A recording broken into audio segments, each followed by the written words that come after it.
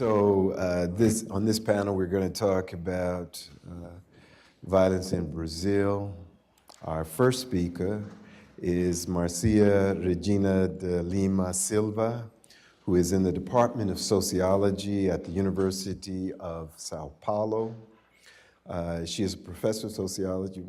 She is also a researcher in the Center for Metropolis Studies, a program that brings together the University of Sao Paulo, Brazil Center of Analysis and Planning, and Cidade Foundation, or something like that. She's the coordinator of the project Racial Inequalities in Brazil, Changes, Persistence, and Challenges. She holds a degree in social science from the Federal University of Rio de Janeiro and a master's degree in sociology from the Brazilian Society of Education and a PhD in sociology from the Federal University of Rio de Janeiro. Her research focuses on race relations with an emphasis on gender inequality and social stratification. In the fall of 2016, she was a fellow at the Afro-Latin American Research Institute in the Hutchins Center for African and African American Research at Harvard University. Thank you. Good afternoon. It's a great pleasure to be here. Thank you, Mike, for this invitation. And today I'm going to talk about violence and inequality in Brazil. But before I begin the discussion proposed for this conference, I should stress the currently severe scenario in Brazil. The country is undergoing a coup in which fundamental rights are suspended. Freedom of speech, freedom of religion, and looming threat of the reemergence of military dictatorship in Brazil. Moreover, the absence of secular state associated with an economic crisis has led to a substantial cuts in the science and technology state budget.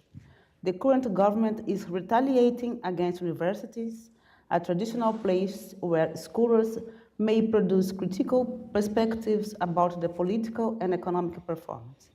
So this is an excellent opportunity for Brazilian scholars to talk to the international community about what's going on in Brazil now, especially considering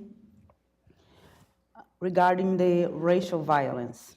In this presentation, I will explore some crucial dimensions of the debate on violence as the main obstacle to racial justice in Brazil, whose primary victims are young Black males. And there are questions proposed for Professor Hanchard to the discussion. The first one is the legacy of slavery. I'm going to work on this considering my theoretical affiliation. The second one is national crisis, national security in Black population. I'm going to work on this, the discussion about the short period of reduction of racial inequality in Brazil. The third question is about gender and violence, and I'm going to show some piece of information about the Black women violence in Brazil. And the fourth point suggested by Hanchard was the public policy and the public political agenda. And I'm going to work on the discussion by the debate, but by Black youth and violence and the Black movement agenda. So this presentation is divided into two parts. The first one provided the overview of racial inequality in Brazil, considering the recent changes and challenges of social inclusion. The second part presents data on violence in Brazil, demonstrating how the Black population is the main target of such violence. In the final part, I present some strategies and challenges of the Black movement for this agenda in Brazilian society, considering the debate about youth. But before I start, I'd like to give some short answer to my questions about the slave legacy. So when you talk about legacy of slavery in Brazil, we always talk about race versus class, or race and class, to understand this point. So the major interpretation in Brazil about this question is we have some kind of timeline for this interpretation. In the 30s and 40s, the most interpretation were about to explain the worst situation of Black people in Brazil. The argument was they have recently emerged from the slavery. There is no racial prejudice, but just class prejudice. In the 50s and 60s, with the Projeto UNESCO project, racial discrimination is considered the main legacy of the slavery. Racial prejudice exists, but it's incompatible with development of the class society. The advancement of the class society will eliminate this legacy. Only in the 70s, the racial discrimination appeared as a mechanism that leads to inequality by disqualifying Black people from the competition. And recently, some students used I'm sorry. Okay. So discrimination is a mechanism that leads to inequality by disqualifying Black people from the competition. And more recently, the new studies, the race is considered as a mark of class. In the negative class representation, the highest positions are not a possible place for Black people, since the phenotypic characteristics are related to the lowest hierarchy positions. So racial profile is the best example for the stereotypes and the race as mark of class in Brazil. So, Carlos Rosenbaum, in his work about his PhD dissertation, and he published a book in 1979, Dialogue with the Study of the Models of Slavery from the standpoint of the relationship between slaver and slave owner, and the process of the transition to the freedom. So, with a view to development analysis of the social relation after emancipation. Rosenbaum criticized both theories. They explain race as slavery, as heritage from the slavery, and the other perspective that industrialization will eliminate race as the criteria. So for the Rosenbaum, racism is an objective aspect of the society and operates inside the social structures. In his book, he works on the idea of legacy considered at this time, the few decades after the slavery, after the abolition, mass illiteracy, high concentration of the population in rural areas, the late incorporation of the Black people in the labor market, and the stereotyped view about the capabilities and abilities of the Black population. So that's the legacy. The idea of the legacy is not considered nowadays as the best explanation for the racism and discrimination in Brazil. So I'm going to start to talk about what's happened in Brazil in the last 15 years to understand the reduction of inequality in Brazil.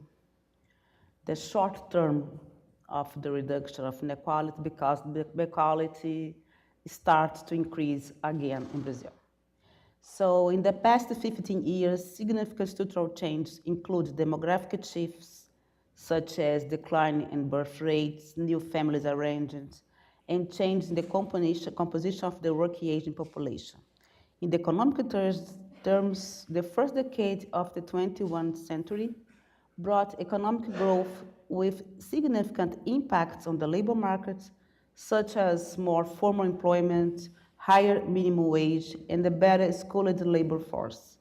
All these aspects contributed to change the profile of the racial inequality in Brazil. And while boosted by structural changes, the expansion and reformulation of social inclusion policies were also extremely important. Cash transfer policies were vital for the reduction of the poverty. Even as a colorblind policy, a large share of the beneficiaries are Black, meaning that at the base of the social pyramid, colorblind social policy did, in fact, improve the situation of the Black people. Access to opportunity to join the middle and upper class came in form of more access for Blacks to secondary and higher education. At the university level, this happened by means social and racial affirmative action policy and through the expansion of the university themselves. So we have some data just to show you what's happened in Brazil in the last 50 years about, that's not 15, now it's about 40 years. And the first graph, it's about the elementary school. So each line is a color group. You have black and brown, that's a mestizo, or I think you can understand brown as a group, okay? So you have this, the first graph is the elementary school. So the racial inequalities almost disappear in this group because the access to elementary school is universal in Brazil now. The second graph on the right, that's access to the high school.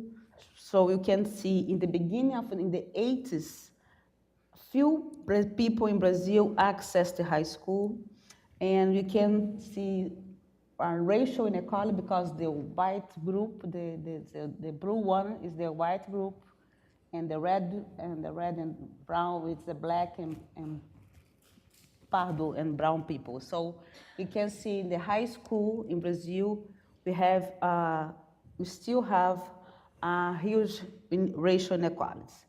The last one is the higher education access. So in the 80s, nobody went to the university in Brazil if they're white people. And the 90s, and we can see how the inequality is higher in the higher education than the other levels. But also you can see the changing from 2000 to 2010, the participation of the Black students was increased a lot due with the affirmative action policy. So the reduction of racial inequality was underway in Brazil in redistributive terms. Public policies were considered important to mitigate social and racial inequalities.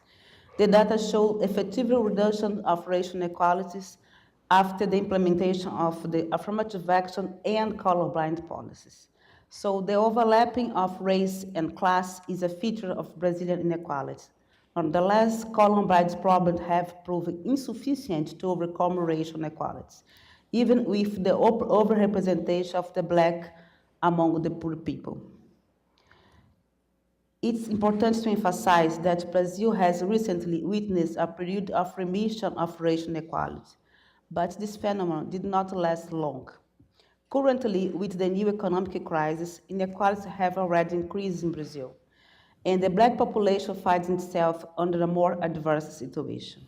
Recent data shows that unemployment rates among Blacks has increased much faster than for whites. According to the data from Brazilian Institute of Geographic Statistics, the unemployment rate in Brazil increased from 70% in 2012 to 12% in 2016. For the white population, this percentage was 9%, while for the Black population reached 14%. Another dimension of racial inequality does not involve directly access to economic resource. There are other ways to perceive racial inequality, such as racial violence, particularly the police brutality against young Blacks, strongly rooted in the racial stereotypes of Black as potential criminals, as well stereotypes of the Black women, which range from confinement employing as a domestic workers or the sexualization through the image of the mulattas. In short, we must consider many different dimensions when we study racial inequality, including the effect of the racism on its production and reproduction. Within the scenario of change, a significant element in the situation is the Black man. This group is more exposed to violence, has the worst educational indicators, and together with the Black women, face more considerable difficulties in the labor market. So the next session, I'm going to show you some information about about the violence in Brazil. So, it's hard. In 2015, 58,000 people were victims of intentional death in Brazil, like homicide, robbery, bodily injury followed by death, and death resulted from the police intervention, which means that every 90 minutes a person was killed violently in Brazil, or 161 deaths per day. Among the deaths,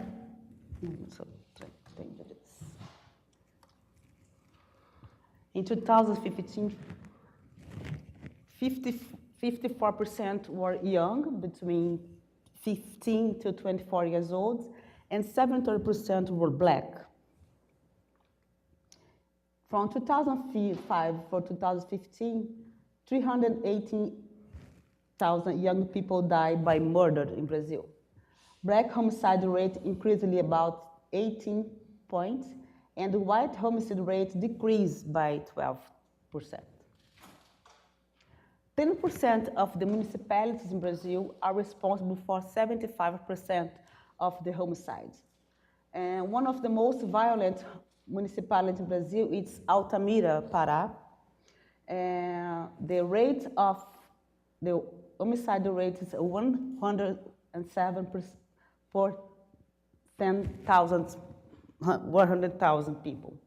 So it's a very, very violent place. And from 2011 for 2015, more people die in Brazil of violence than the Syrian war. So we live in a war in Brazil. It's about the number, it's outrageous. And the second question is about the policy incarceration. So that's we have almost 18,000 people died by the police force in Brazil from 2009 to 2015. But the police who kill, they kill and die. That's a very, the date about the year of 2015, 358 police officers were homicide victims. But there is a question that only 30% of these homicides, the police officers are in office on duty because they work, they used to work as a private security. It's not consequence for the duty, but the extra jobs they take. On the Rio de Janeiro state this year, 100 police officers were killed. Okay. The situation of the women and the black women in Brazil. Rape, this is a rape. Just in 2010, over 45,000 rape cases are registered in the Brazil. That's official dates. We don't have information about, it's a reported rape. This means 125 rapes a day or 5 rapes an hour. The homicide, in 2015, more than 4,000 women were killed in Brazil, just in 2015. Between 2015 and 2005 and 2015, there was a 22% increase in the mortality of the black women and the reduction, the 12% reduction of the mortality of the white women. So the gender question here. And that's the data about the homicide rates by race in Brazil. You can see the distance between the lines is always the same. The fluctuation and, we have as Ivani said, even during the progressive government in Brazil, even the better economic situation, the homicide rate is still the same and decrease for the black people and decrease for the white people. And I forgot to put this. I have information about the incarceration. I think I skipped this. So, and the third case I'm going to discuss. How many times I have? 15. 15? That's good. I was, I used to speak too much. 10 minutes? Oh. Been corrected, just you keep have 10 minutes? take 5 minutes from me, that's okay. So consider this scenario about the reduction of inequality and the increase of the violence against Black people in Brazil. And the third section of my paper, I'm trying to put together Black youth violence state and no state, and violence and state and no state actors. So I'm going to highlight some moments of this process. I can't address every moment, even if show it to you today, early, some kind of information about this. I'm going to try to explain my point of view, how the Black movement works on this agenda, especially considering the debate about youth in Brazil. So in June in 1978, Robson Silveira da Luz, a 27-year-old Black man, was accused of stealing fruit after his workplace. He was tortured and killed by the police. Weeks later, the Tietê Regatta Club, a famous club in São Paulo, four black young was the club prevented four black young from playing volleyball at this place. These events were a turning point to the Black mobilization, and after this event, they have in 1978 the protests in the São Paulo city, and this moment was a kind of moment to celebrate the foundation act of the unified movement against racial discrimination. After this, we have several moments of march and movement to describe what's happened, the Black movement in Brazil. In 1988, the March for the anniversary of the abolition. In 1995, the March of the third centenary of Zumbi's death. And also several questions, several moments to discuss, to demand racial justice in Brazil. But despite the young age of their leaders and the discrimination acts involved young people, youth was not a stronger issue inside the Black movement at the moment. According to Flávio Jorge Rodrigues da Silva, an activist in the interview for this discussion, we were young, we were part of youth, but we didn't talk about youth at the time. The emergence of youth as a political category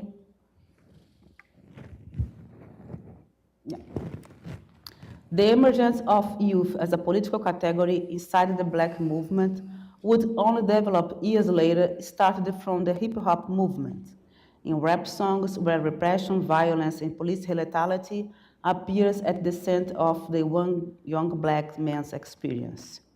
For another activist of the movement, Reginaldo Bispo, Black youth emerged as a political category when statistics reveal that young people are the most affected by the police violence. Another significant event of the decade was the Calendaria massacre, and even told early, when in 1993, 8 boys were murdered while sleeping on the Candelaria Church Plaza. The killers were a group of police officers avenging the youths who had allegedly stoned a police car days before. So, in 2000, you have a new agenda for the debate about Black youth in Brazil. It started in 2000.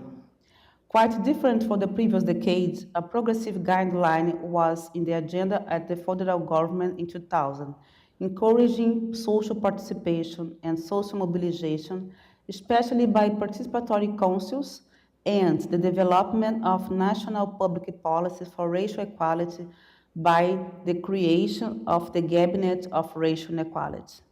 And during the Lula's government in 2003, you have the first Minister of Racial Equality in Brazil.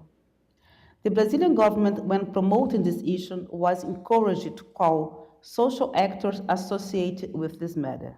The first conference on the public policy of racial inequality took place in 2005. And in 2007, young blacks from 14 Brazilian states organized the first National Black Youth Meeting. The topic chosen by the young black authors was the fight against the genocide of the black youth. In this case, the term genocides comes from the increasing of the number of the homicides among black youth. And 2008, we have conference, okay. In 2008, we have the first conference on public policy for youth promoted by Brazilian government. So this time around, violence was branded as genocide, but not only of the black population, but also of the entire age group.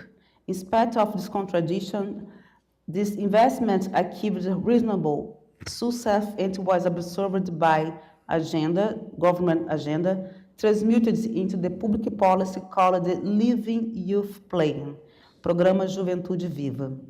The project began operating in 2012. Its goal was to reduce the vulnerability of young blacks to violence, but was suspended in 2015 during the ministerial reform. So in 2015, the Secretary of Racial Inequality was closed by the Dilma Rousseff government, anticipated the political coup in 2016. So the thematization of violence and homicides and the term genocide established a general connection between young and older black activists, since it rescues Abdias Nascimento's contribution in his book, The Genocide of the Black People, published in 1978. Moreover, young activists reinterpreted the controversial term under a different meaning from the one given by Nascimento in the 70s. In the 70s, his most pressing motivation for denouncing the genocide was the disappearance of race question in the 70s demographic census. For Abdias Nascimento, it was a final action for the elimination. What's happening? What's happening? Yes. It's just broken. Keep going. Yeah. So in the 90s, when Abdias Nascimento wrote this book, genocide is because the elimination of the racial question in the census questionnaire. And it was the middle of the dictatorship in Brazil, so there was a huge political debate why they took the race question from the census, because as you know, information is very important to fight inequality. The process that associates genocide and police violence face the class issue inside the black movement and its demands. If the access to the universities were the agenda of intellectualized and moderate sectors, police violence would be an issue for the poor black people. At this point, we should consider the limits and potentials of the violence against black youth agenda. One hypothesis that could be further explored to explain the invisibility of it to consider the public appeal found in middle-class demands.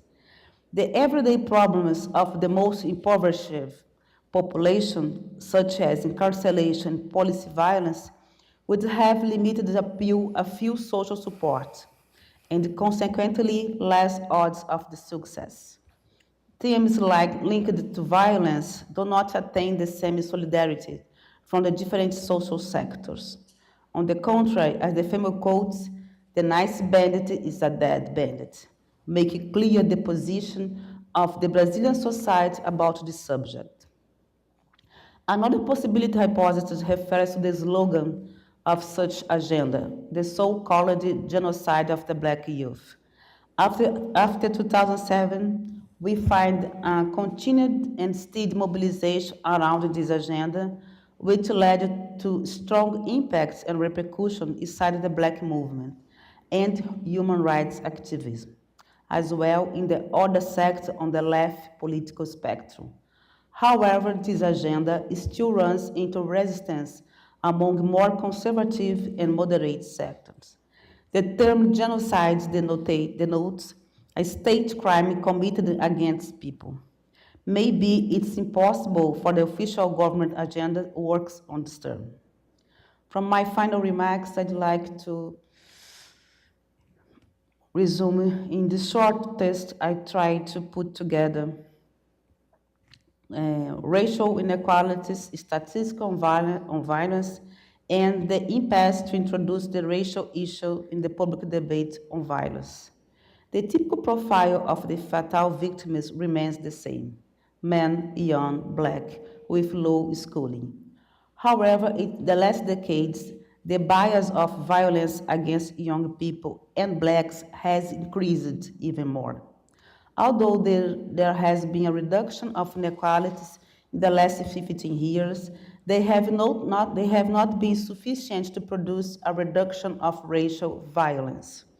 But at the literature on violence is consensual to highlight the link between social inequalities and violence. But black people still are 24% more likely to suffer murder than other individuals after controlling for the effects by age, sex, schooling, marital status, and neighborhood. Violence also affects access to the opportunity structure. According to National Survey of School Health conducted in 2015 among students who attend the last year of elementary school, 15% of the students have already stopped attending school due to lack of safety on the homeschool path or in the school. So, to finish my presentation, I'd like to quote important work about the importance of democracy and public policy. Change importance of inequality require extended period policy. We don't have this in Brazil. It's our short-term policies. Public policies and democracy matter. Unfortunately, consider the last movements, political movements in Brazil, Brazil has a huge past ahead. Thank you. Thank you very much. Our next presenter is Professor Charles Smith. She's at the University of Texas at Austin, where she is a professor in African diaspora studies and anthropology. She researches in gendered anti-Black state violence and Black community responses to it in Brazil and the Americas. Her work primarily focuses on transnational anti-Black police violence, Black liberation struggles, the paradox of Black citizenship in the Americas, and the dialectic between the enjoyment of Black culture and the killing of Black people. Her book, Afro Paradise, Blackness, Violence, and Performance in Brazil, uses the lens of performance to examine the immediate and long-term impact of police violence on the Black population of Salvador, Bahia, in Brazil, and the grassroots movement to denounce the end of this violence. Her more recent comparative work examines the lingering, deadly impact of police violence on women in Brazil and the United States. Thank you. Good evening. First, let me say, thank you. First, let me say thank you to Dr. Michael Hanchard for organizing this event and for inviting me. And I want to thank Shatala Thompson and Taya Campbell. I hope I'm pronouncing your name right. And particularly because, organizing these conferences is like herding cats. And so I really appreciate all the time and the effort that you put into hurting me to get here, so thank you. Before I begin to talk today, first of all, I've been really inspired by all of the presentations today, and I've been struck throughout the day about the resonances between the work that's been presented and my own work. And I've been fighting my urge to kind of bring in different things that I wasn't going to talk about, but I think I'm about to lose that fight. And I want to give a little bit of background about who I am as a scholar to be able to situate what I'm about to talk about. Because I think if you just look at my academic bio, then what it is that I'm engaging with in my work is not completely transparent. So I'm an activist anthropologist. I have been collaborating with Black folk in the struggle against anti-Black genocide in Brazil since the early 2000s, and particularly I have been collaborating since 2005 with the campaign React or Die, Reagir será morto, Reagir será morta. That work, when that work began in Salvador, Bahia in 2005, I went to the vigil at the police station that we had there all night. And the day after, I went to the first organizational meeting, and ever since then, I've been working with them. I bring that up because one of the things that Marcia brought to the table was the vision of public policy and state and that approach to genocide. But within communities, particularly the communities that are affected by police violence, folk have been organizing around these issues for much longer than that. And particularly within the campaign, within Reagir, one of the things that we've been doing is organizing with people who are the victims of police violence and the victims of death squad murders, and also people who have been incarcerated. And what does that work look like? That work looks like actually going and working with people as soon as the police kill, torture, and disappear. Because of my longstanding relationship with them, much of my theoretical approach to my work comes from them. And that's actually a reflection of my ethical approach to research as an activist anthropologist. I believe in dialogic collaborative research. And so for me, the people that I work with are not informants, they are collaborators, they are co-theorizers in the work that I do. So I wanted to say that at the outset because everything that I'm going to talk about today has emerged out of the experiences that I've had working with them over time, the family members that I have gotten to know, the relationships that I have cultivated and witnessed, the pain that I've witnessed, and the ways that that has affected my thinking as a scholar. And I want to make sure that it really makes sure that that's at the forefront. With that in mind,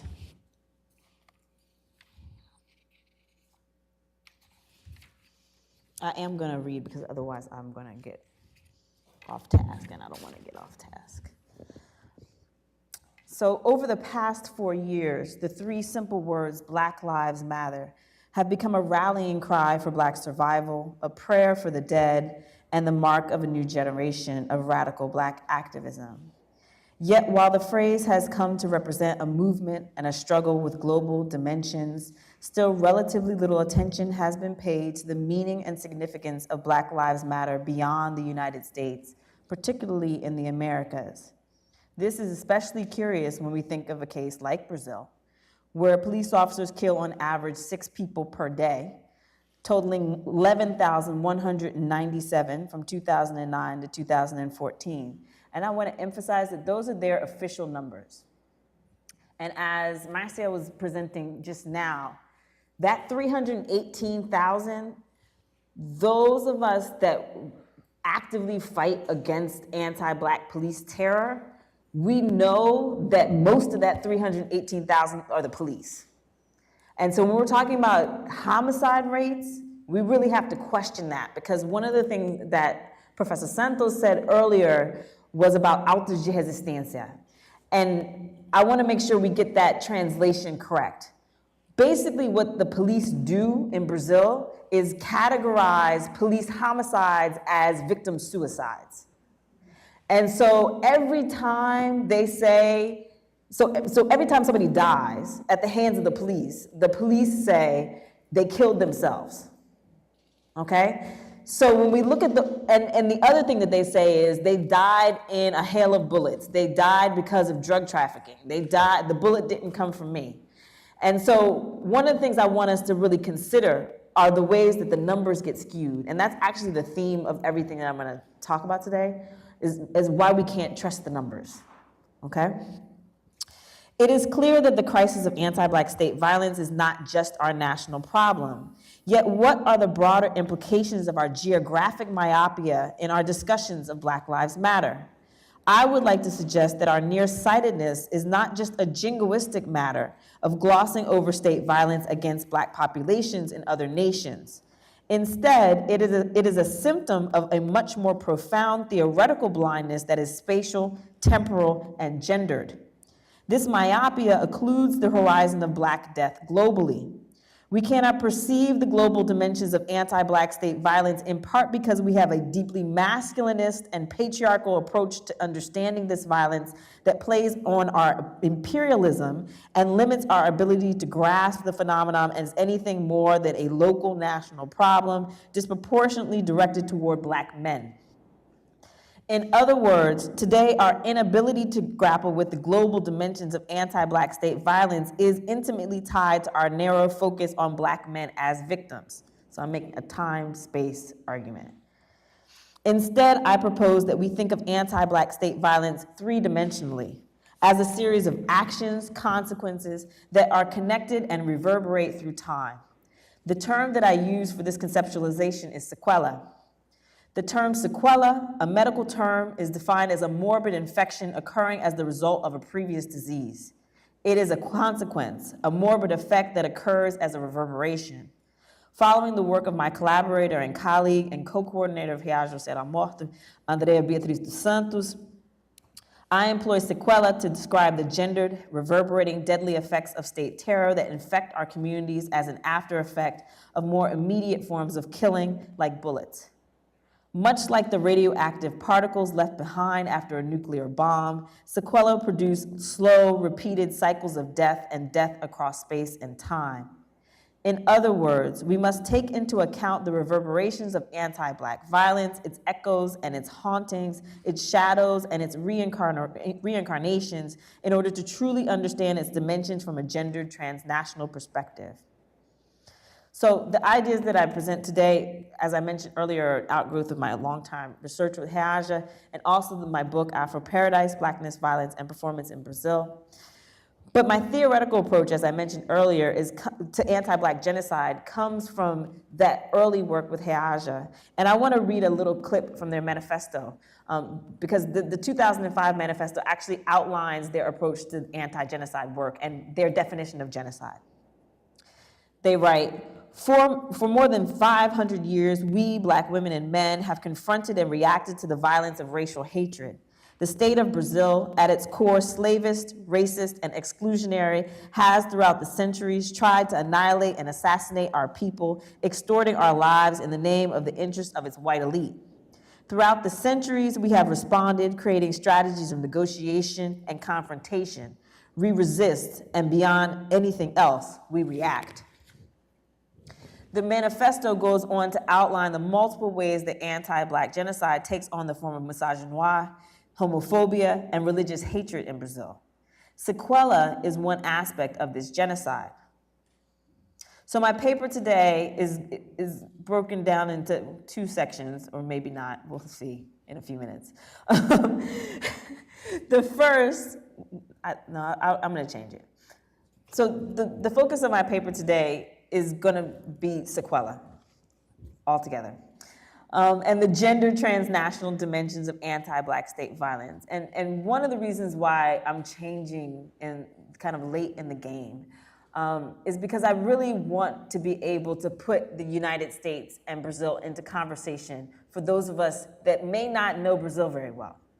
And so what I want to do is actually bring stories from the United States into conversation with stories from Brazil so that we can start to see what those patterns look like.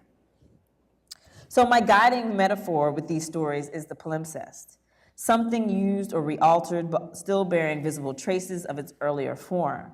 And Deborah Thomas's work has been really influential with that, so thank you. Anti-Black state terror is wound up in the past, the present, and the future of our collective realities as subject objects of the African diaspora. In this sense, it is not only a question of the immediate violence that happens the moment police shoot to kill, but also the cumulative collective impact of this terror over time.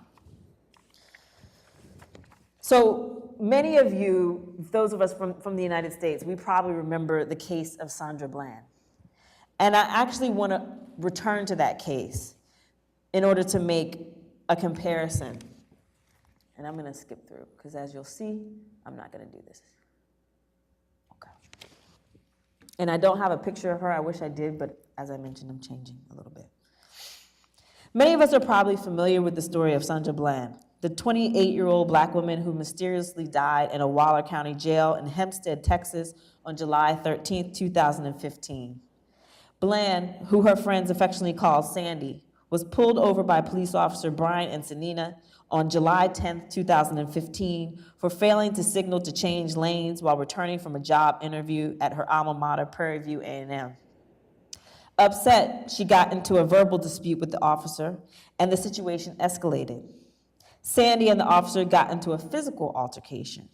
She was arrested and charged with felony assault on a public servant. And although she suffered from acute depression and showed signs of suicidal thoughts prior to dying by hanging in her cell, she was put in solitary confinement, not allowed to make phone calls after desperate pleas, and without a shadow of a doubt, not given the necessary services needed for someone with depression in custody. We will never know whether or not Sandy committed suicide or was killed mysteriously in her cell. But regardless, I consider hers a police-rated death precipitated by state terror. Sandra Bland's story hit particularly home for me. I have driven along that road through Waller County many times on my way to Houston from my city, Austin. When I moved to Texas, one of my best friends warned me before making the 3-hour drive. This isn't DC, Kristen. The police in Texas are racist and will arrest you for anything. Don't go over the speed limit. One word summed up my feelings on that drive: fear.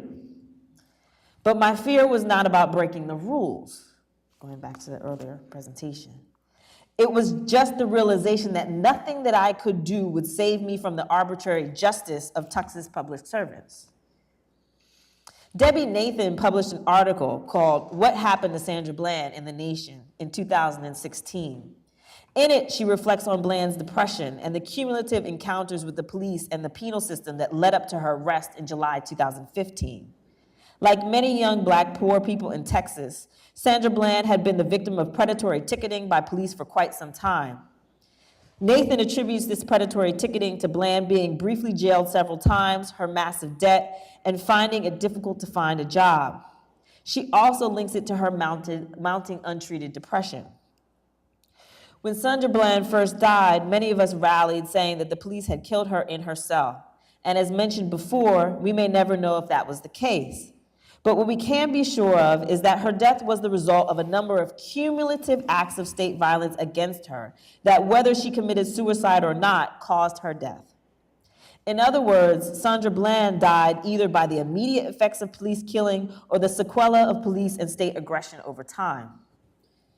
We often overemphasize the immediate deadly effects of police violence in our analysis of this violence, paying almost exclusive attention to the body count of those shot and killed by the police. Reading police violence as teleological creates a linear narrative that is masculinized by default, because the majority of those immediately killed by anti-Black police violence are Black men. But when we dig deeper, we find that Black women are in actuality those disproportionately affected by the lingering effects of violent policing. We are the mothers left in the living state of death after the murder of our children, the women who die of heart attacks or depression after the loss of a loved one, sexual assault, or traumatic encounters with the police and state apparatus. Taking stock of this extended impact of anti-Blackness also allows us to widen our scope in other ways, thinking more broadly about transnational flows, connections, intersections, and anti-Black state violence as a layered, embodied performance practice that happens over time. This layering is the palimpsestic aspect that I mentioned previously, the overlay of time and space that constitutes the summation of transnational gendered anti-Black terror in the Americas. Our experiences today bear visible traces of Sandy's earlier experiences, dislocated, repetitive moments that, like phantoms, disappear only to reappear in other places at other times.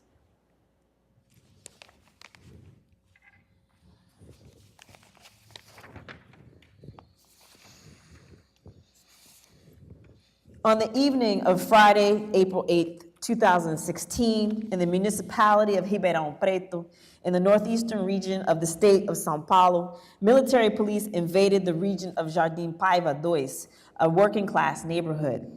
There, they confronted Luana Barbosa dos Reis, age 34, who was taking her 14-year-old son to his computer class on her motorbike.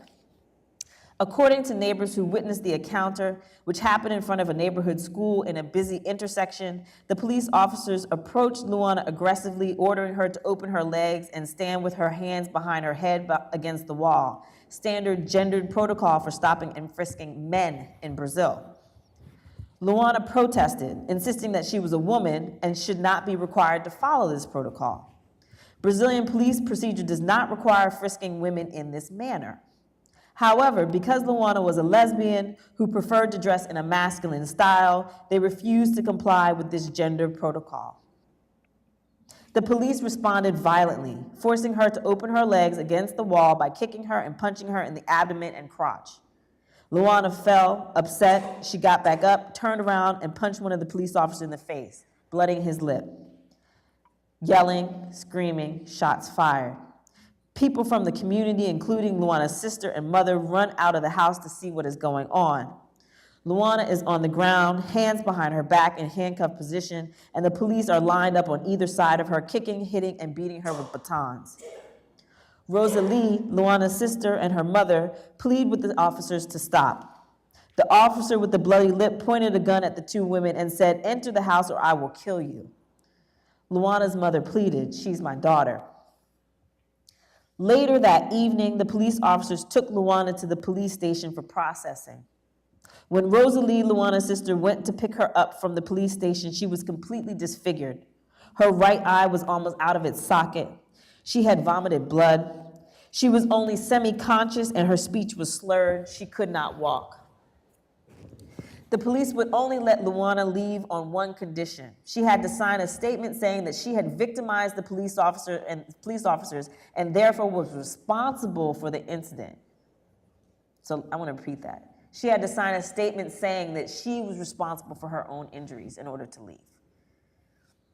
Despite a clear lack of lucidity, she complied.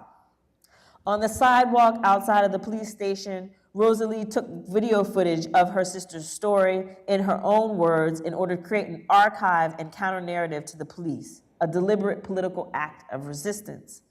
And I was going to show the video, but I'm actually not going to do that. I think it's off. Primarily because I'm not convinced it will work. I'm sorry about that. But I do encourage you, it's on YouTube, and I encourage you to look at it primarily because Rosalie made it in order for people to watch, because she thought it was a political act of resistance. Out of fear of police retaliation, Luana's family hid her overnight. They then took her to the hospital the next morning, this is Saturday, barely conscious, her entire body covered in large bruises. She had so many bruises on her abdomen and crotch that the medical attendants at the hospital thought she had been sexually assaulted. But in fact, they were marks from baton blows. 5 days later, Luana died in the hospital from multiple traumatic blows to the head that precipitated a stroke. Luana's story brings us back once again to the palimpsestic dimensions of gendered anti-Black police terror and the sequelae they cause.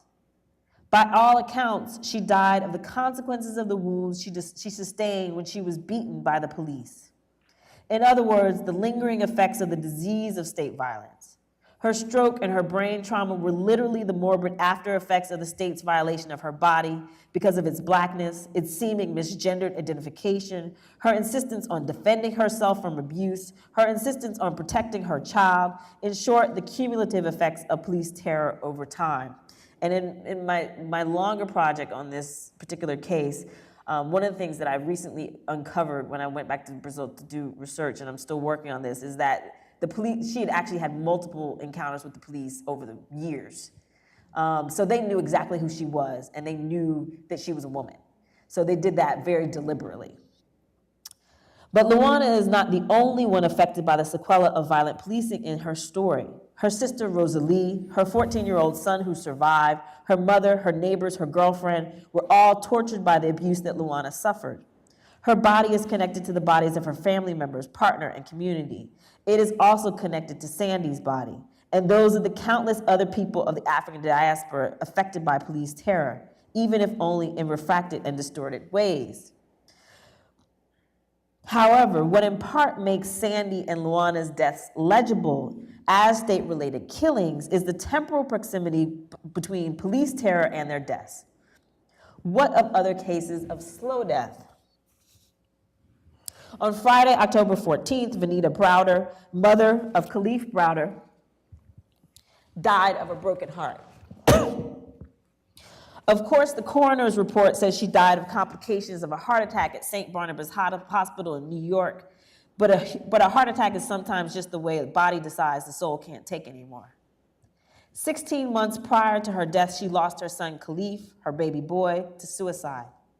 He had been suffering from mental illness since his release from Rikers Island, where he spent 3 years of his life mostly in solitary confinement and was severely beaten and subjected to horrific conditions. And if you don't know about this case, this is one of the kind of cause celebs that people have taken up about juveniles in solitary confinement, and Jay-Z just produced a documentary about it.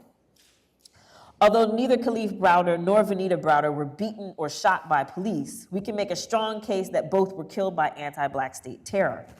When state agents like the police, prison guards, and the conditions of prison itself kill Black children, Black mothers are particularly impacted in visceral ways that often lead to death.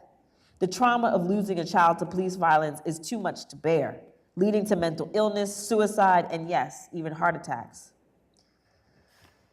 On November 28, 2015, military police officers, in Rio de Janeiro murdered 5 unarmed Black youth in the working class neighborhood of Costa Barros. The 5 were driving home from the park after celebrating 16-year-old Roberto de Souza Peña's first paycheck. Despite the driver's compliance with officers' orders, the police shot 111 rounds into the car, killing all 5 men. They also framed the scene to make it look like the driver had a gun. But the terror did not end there. On July 7, 2016, Joselita de Souza, Roberto's mother, died of what her family members say was heartache. Joselita was hospitalized with cardiorespiratory arrest on July 4th. The doctors attributed this illness to anemia and pneumonia. However, her family members noted that she had not been eating for 4 months. She would only eat soup. They also noted that she suffered from depression after the loss of her son, but did not have the money to pay for a therapist. Sequelae are the summation of trauma, both physical and emotional. Even when the state does not immediately kill, the reverberating effects of state violence eventually kill, affecting not only the one who dies then and there, but also those who continue to exist,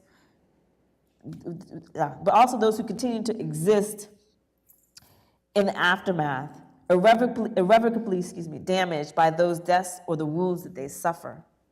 In an interview I conducted with Andrea Beatriz dos Santos in October 2012, she defined her definition of sequelae and its relationship to anti-Black violence in the following way. There is something really important that we have to address when speaking of police brutality and death squads and the violence suffered by the communities, especially in the prison system. This violence is something that the state and society somehow render invisible, the sequelae of this violence. We work most of the time with numbers concerning death or imprisonment, but beyond that, there are long-lasting, lingering wounds that we can't quantify or qualify. That is the Sequelae exercised daily against communities, against Black boys and Black girls, Black youth and Black adults. When we have a boy that is dead, a victim of state violence, the effect on the family and the community is so devastating that we cannot even quantify or qualify it. Yet we visualize and practice how these communities are impacted when there is an extremely violent state action. What we treat in patients, she's a medical doctor, what we treat in patients, what we hear from the community and our lives and our lived experience is that everybody has either been violently besieged by the police or knows somebody who has been because they are a Black youth or a Black adult. We do not have any way to quantify the long-range damaging impact of this violence. It is a daily fear that we live with and what communities live. We cannot begin to account for the true cost of brutality. If we expand our range of vision temporally to include the reverberating effects of police violence, I would argue that Black women suffer and die disproportionately. The slow death of heartache, disease, and depression eats away at the body and the soul, causing Black women to eventually die even if we do not immediately die. Our narrow masculinist view of the transnational dimensions of state violence is intimately connected to our narrow conception of time. What happens instead if we think of time as cumulative? What does that then do to our understandings of state violence against Black populations globally? Thank you.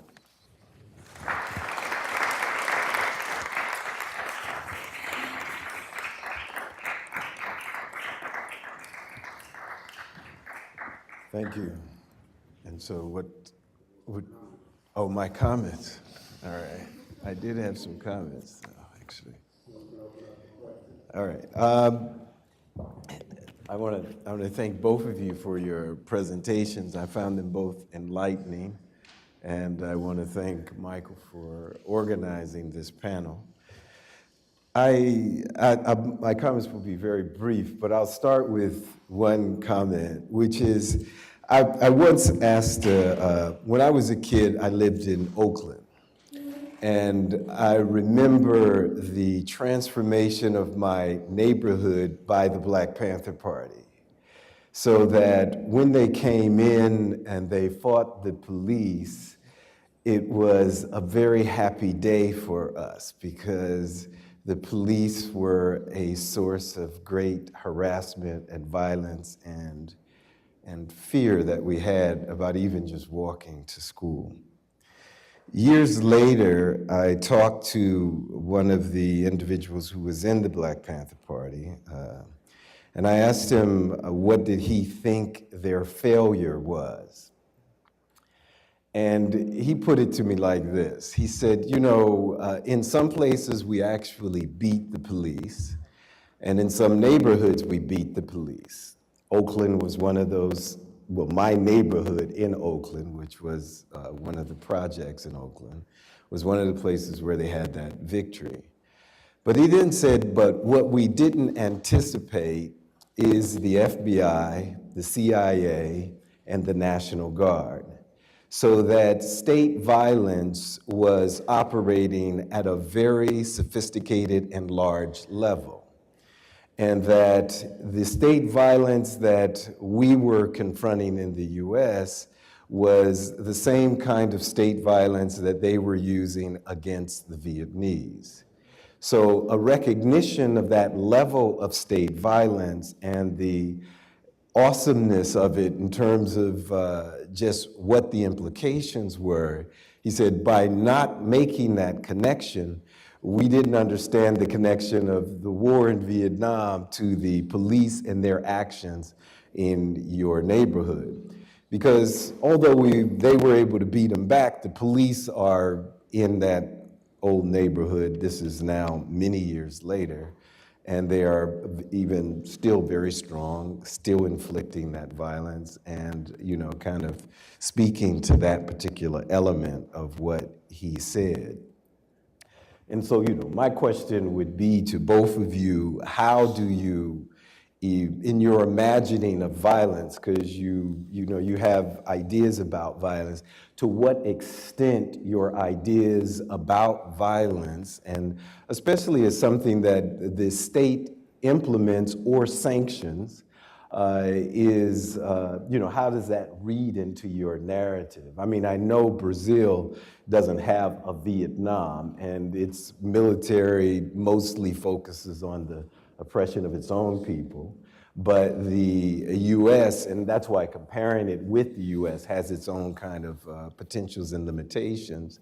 But how you conceptualize what that role of violence is, that is, just not only just the implementation of violence, but the sanctioning of violence in the society.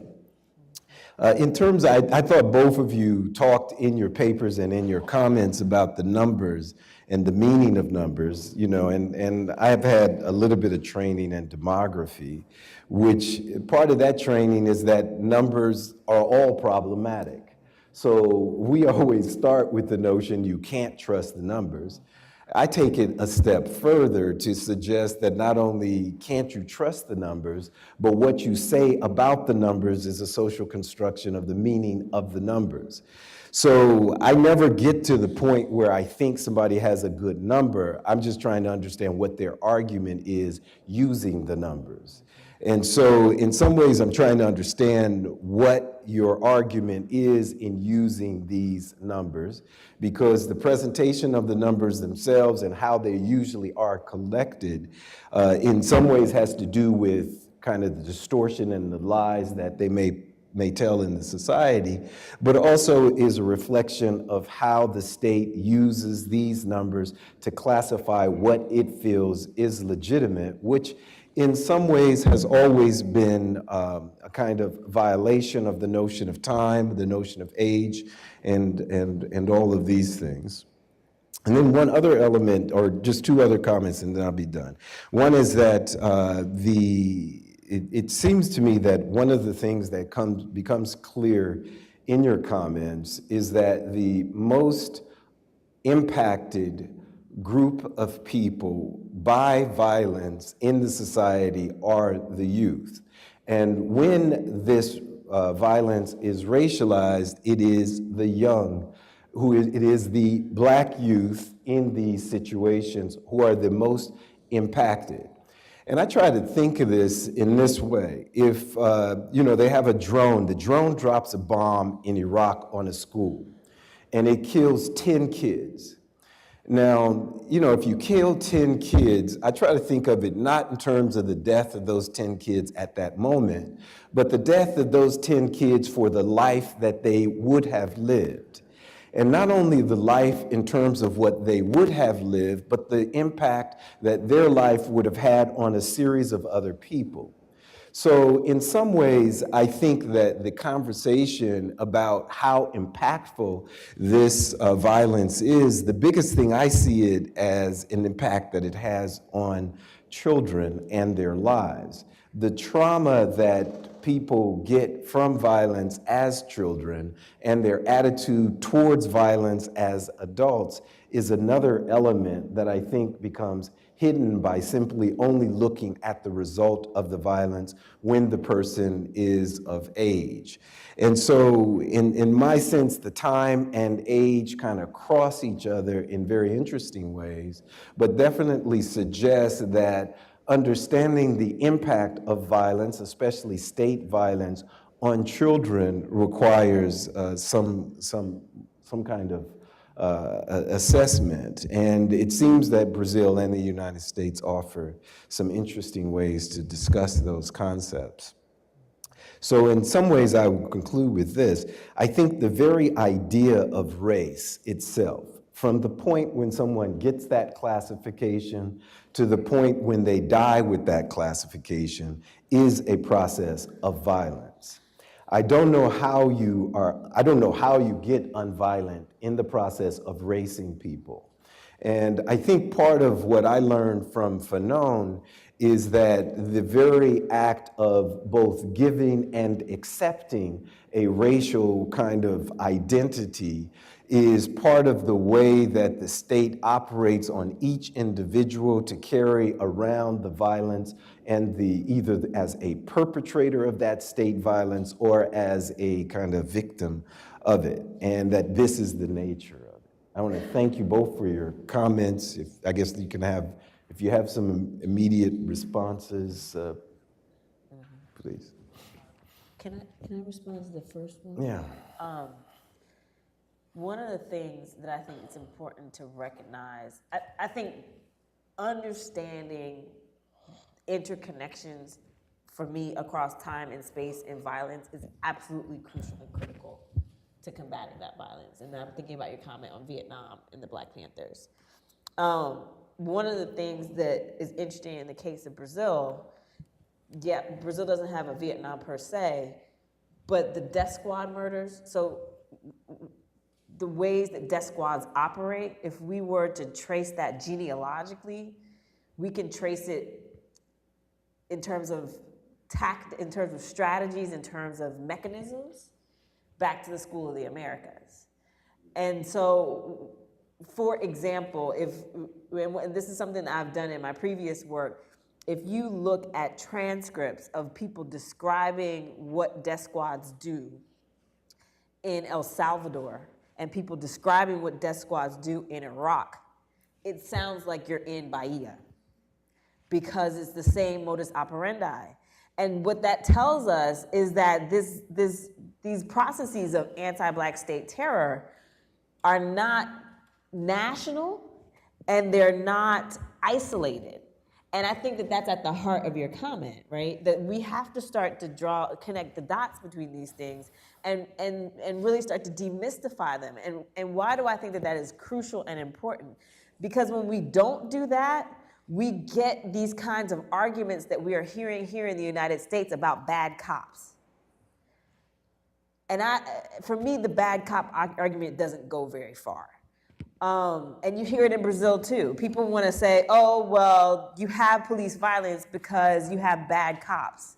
But you're not paying attention to the structure of policing and the way that these things are systematically happening across space and time in similar ways because they're genealogically connected.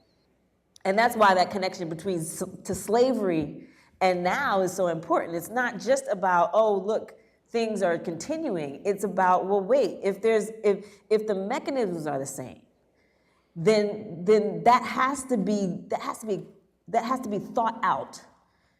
It's not accidental. And as long as we continue to think about police violence as an accidental process, as a process that's just about weeding out the bad eggs, then we're not getting at the heart of the issue.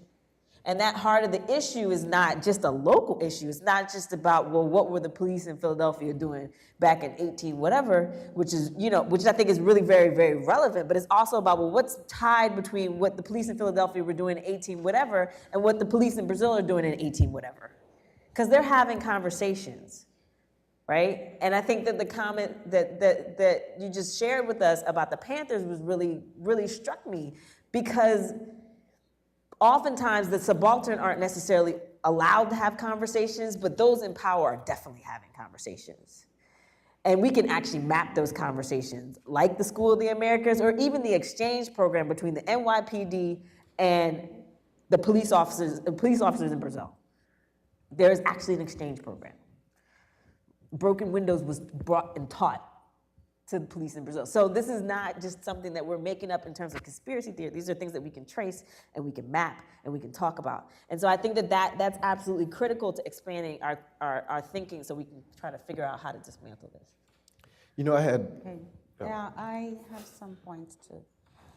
The role of the violence, I think that's a difficult question to answer, but the police force produce violence, stand up to combat violence. And the Brazilian discourse about violence is we need more people, more incarceration, more guns, more, like that's, the violence, it's kind of personal revenge, like it's, people talk about violence all the time.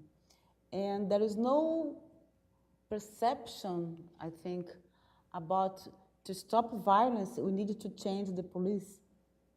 We need the desmilitarization. Mm-hmm. It's very necessary, and people said no. When I say people, I'm talking about the several surveys about the public opinion and on violence. So people think that's important, the more guns, more power to the policeman. It's very, very weird question. I think the role of the violence is keep black people, young people away, you know? Yeah, the role of the violence is for the most of the people is keep the black people away. It's, yeah, the incarceration, by incarceration, by murder, by the police, they just put away these people, and we don't see these people anymore, don't talk to these people anymore.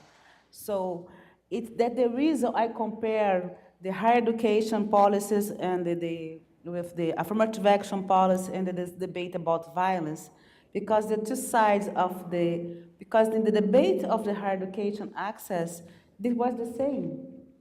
We don't want black people in university. They aren't prepared to access university in Brazil. So there is a very, very idea of put these people away, and we don't stay in the same place with them. Numbers are all problematic, I agree with you, but we need numbers to explain, to expose what's happening in Brazil now. I consider the number is underestimated. The violence number are underestimated ours because the register is an administrative record.